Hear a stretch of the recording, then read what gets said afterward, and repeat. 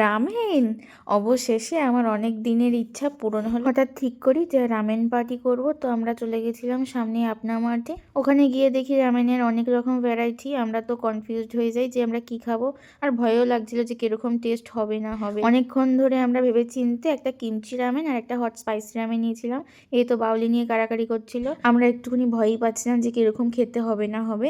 তারপরে ছিঁড়ে দেখলাম যে ভেতরে 2 রকম মশলা দিয়েছে, কিরমভাবে বানাতে হবে সেই প্রসেসিংটাও দেখি। মশলাটা বাদে এমনি বাকিটুকু ম্যাগির মতনই দেখতে লাগছিল।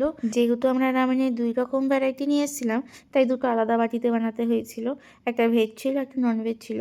তাই প্রথমে ভেজটা বানিয়ে নিলাম। যেরকম আমরা নর্মাল ম্যাগি খাই ওরকম প্রসেসিংয়েই ভেজটাই ছিল।